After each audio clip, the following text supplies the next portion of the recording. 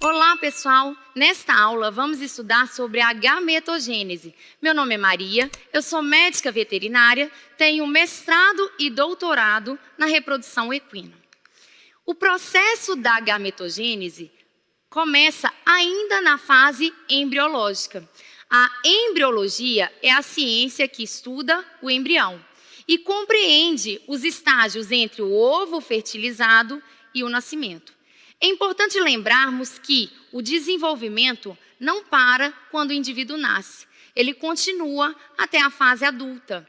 E o processo da gametogênese acompanha isso. Ele se inicia ainda na vida embriológica e tem continuidade até a fase adulta.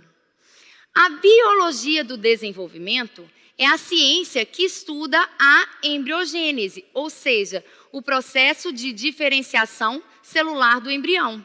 E todos os outros processos que culminam no desenvolvimento do embrião até o nascimento. Usamos muito esse peixe chamado zebrafish. É um peixe ornamental, cujo nome científico é Dânio Hério. E ele é um modelo para a gente estudar a embriologia em mamíferos, uma vez que o processo de diferenciação e de desenvolvimento embriológico do zebrafish é muito semelhante ao processo que ocorre em mamíferos. No entanto, esse processo é muito mais rápido, porque o zebrafish tem um número muito menor de células do que os mamíferos de uma forma geral. Então, vocês podem ver aqui, neste esquema, o desenvolvimento embrionário do zebrafish. Aqui eu tenho um zigoto, e aí eu já tenho o processo de diferenciação celular. Um embrião já com 2 células, com 4 células, e por aí vai até o peixe propriamente pronto e bem desenvolvido. Bom, é importante considerarmos também o processo embriológico nas aves. Pode ser semelhante, sim, aos mamíferos, no entanto, o desenvolvimento nas aves ocorre extracorporal, ou seja, ocorre dentro do ovo. E o ovo é exposto já com o ovócito fertilizado. E assim que esse embrião se desenvolve dentro da casca do ovo que nós vemos nas aves. Em mamíferos, o que vemos, utilizamos muito como exemplo ou como modelo experimental, camundongos e ratos, para entender perfeitamente todos os processos de diferenciação e de desenvolvimento e a organogênese de uma forma geral. Ainda, nós temos o estudo embriológico dos insetos, que também ocorrem de forma extracorporal.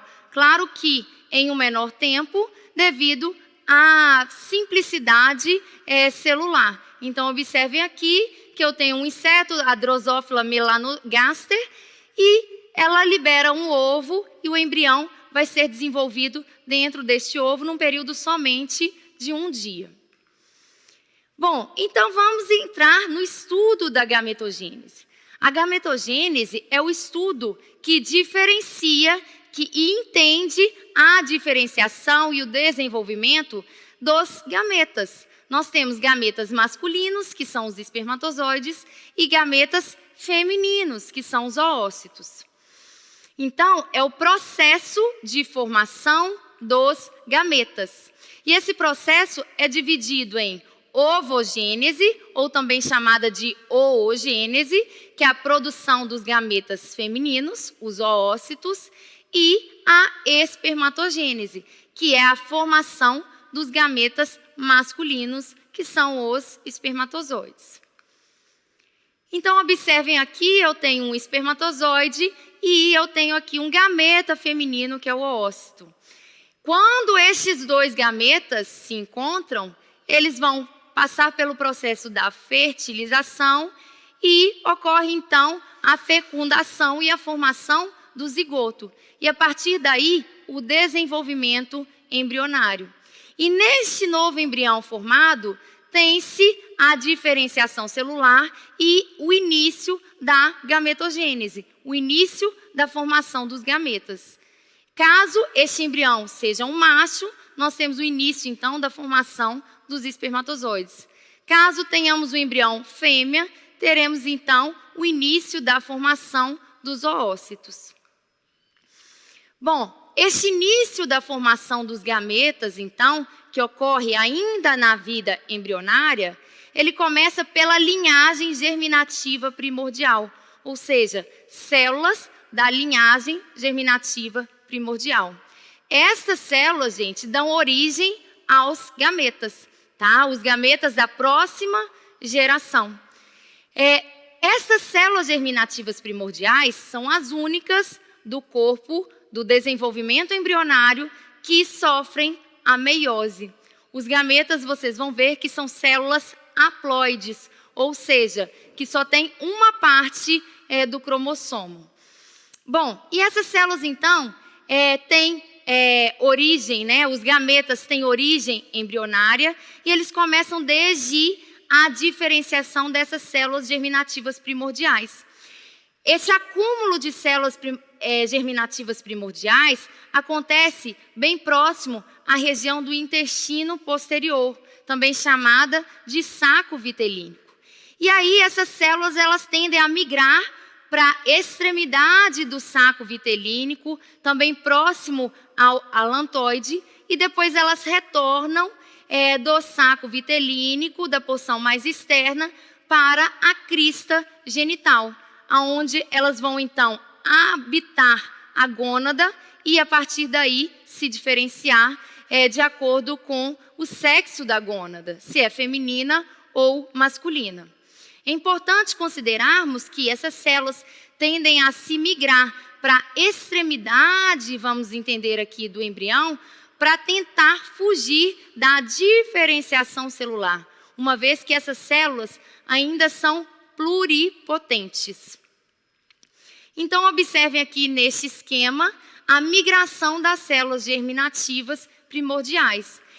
Eu tenho aqui o saco vitelínico, eu tenho o alantoide e essas células começam a ser formadas aqui na região posterior do saco vitelínico, depois elas habitam todo o saco vitelínico e retornam para a crista germinativa, aonde elas vão habitar a gônada em desenvolvimento. E a partir daí vão se diferenciar.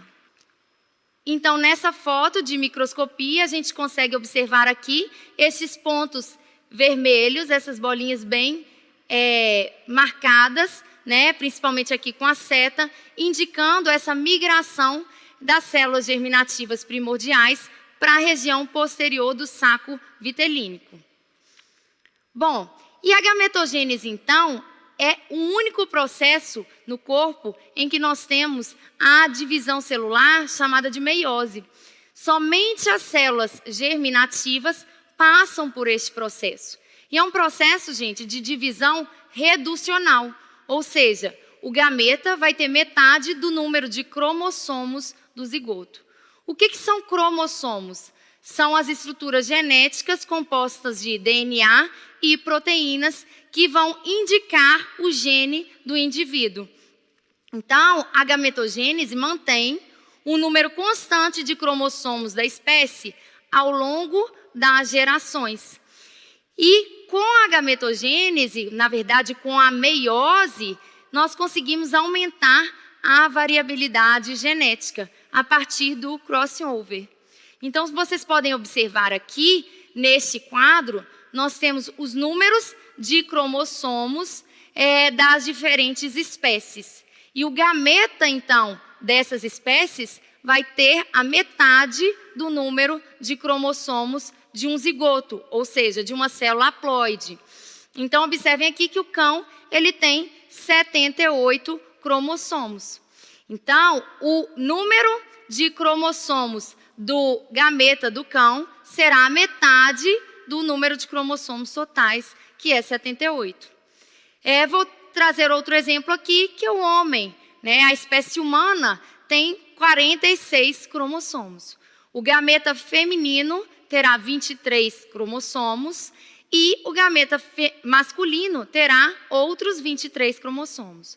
Quando nós temos o processo de fertilização deste encontro de gametas, nós teremos, então, o somatório deste número de cromossomos dos gametas. 23 com 23, eu terei, então, um zigoto sendo formado com 46 cromossomos.